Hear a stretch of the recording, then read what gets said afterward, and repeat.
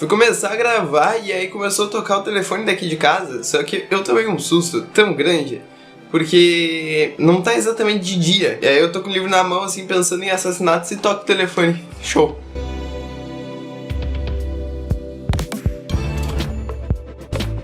Você com certeza já ouviu falar sobre Sherlock Holmes, o detetive mais famoso do mundo, escrito por Arthur Conan Doyle em 1887. É com certeza um ícone da cultura pop, da cultura nerd, eu não sei de qual cultura que ele é, mas todo mundo gosta dele. E é reconhecido até hoje como uma das pessoas mais inteligentes das histórias já feitas. Porque Sherlock conseguia identificar coisas que as outras pessoas não conseguiam, a partir de um método que ficou conhecido como pensamento dedutivo. Mas não é de Sherlock que nós vamos falar no vídeo de hoje. Hoje nós vamos falar sobre a inspiração de Sherlock, aquela obra que sem ela não teríamos Sherlock Holmes. Vamos falar sobre Edgar Allan Poe e os assassinatos da Rua Morgue. Caso você nunca tenha ouvido falar, fique ligado nesse vídeo e entenda um pouco sobre uma das obras que inspirou grandes escritos da literatura policial. Bom, esse vídeo não tem muito roteiro sobre o que eu vou falar, então vai ser um pouco mais leve. Aqui eu tenho alguns exemplos de livros de Sherlock Holmes que eu tenho na minha estante. Aqui é a Gra Estante. Sim, minha estante tem um nome. Mas a estante tem um nome? Eu acho que não, né? Ainda não tem edição. Conan Doyle começou escrevendo esses livros e ele só parou bem próximo da sua morte. Então, lá por volta de 1930. Acontece que esses livros de Sherlock não eram exatamente uma inovação. Como você tem a audácia de dizer isso, Victor?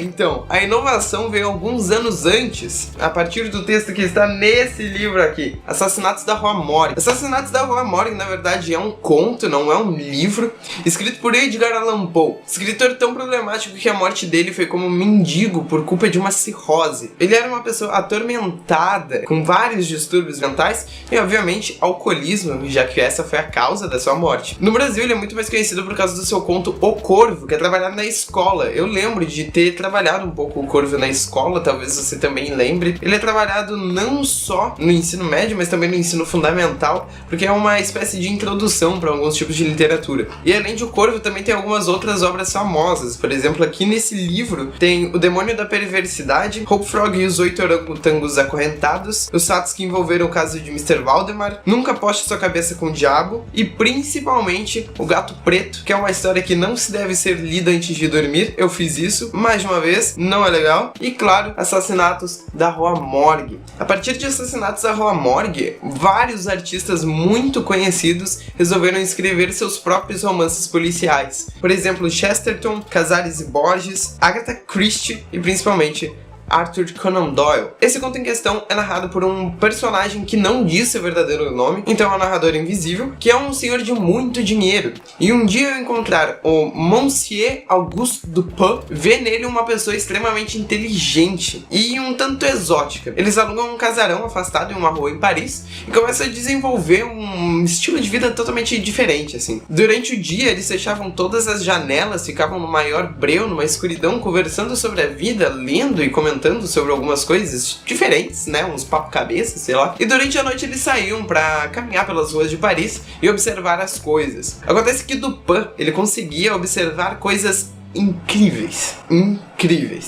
Através de um pensamento dedutivo e de uma análise muito complexa em cima de qualquer coisa. E em determinado dia, quando eles estavam andando pelas ruas de Paris, eles encontraram uma notícia sobre misteriosos assassinatos na Rua Morgue. Uma senhora e sua filha haviam sido brutalmente assassinadas e ninguém sabia como que isso teria acontecido, porque na casa onde elas foram assassinadas, muitas pessoas entraram pela única entrada possível e, consequentemente, na única saída possível. Então qualquer que tenha matado essas duas mulheres não teria como ter fugido. Acontece que essas pessoas realmente fugiram e a polícia não sabia identificar quem eram essas pessoas. E novamente, através de uma análise muito complexa, Dupin consegue resolver esse mistério, consegue analisar a cena do crime, quem matou, e explica isso de uma maneira muito impressionante. E esse passo a passo é explicado por Edgar Allan Poe pela forma como ele desenvolve dentro da cabeça e como ele vai provando essas ideias, encaixando as peças e chegando ao resultado final. Muito parecido com a forma com que Sherlock pensa as coisas. Ele tem uma carga muito grande de informações e uma observação muito aguçada. A partir da observação que ele tem,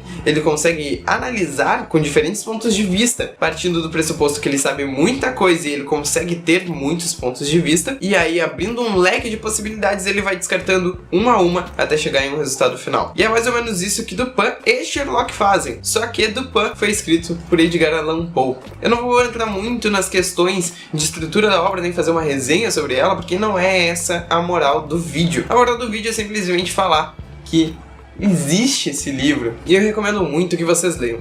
Então lembre-se, antes de falar que Sherlock foi revolucionário, ninguém fala isso, né? Porque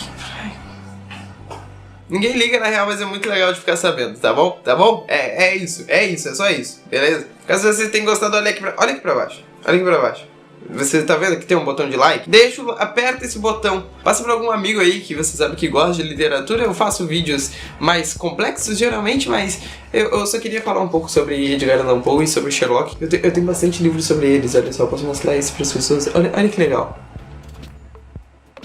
Fique ligado no Victor Grae, com os vídeos todas as terças ao meio-dia, e de vez em quando sai um ou outro vídeo quando eu tenho vontade de fazer alguma coisa diferente. No final do vídeo aparecem 2 indicações de vídeos meus, caso vocês tenham gostado. É isso, eu vou ficando com esse vídeo por aqui. Valeu, falou, fui.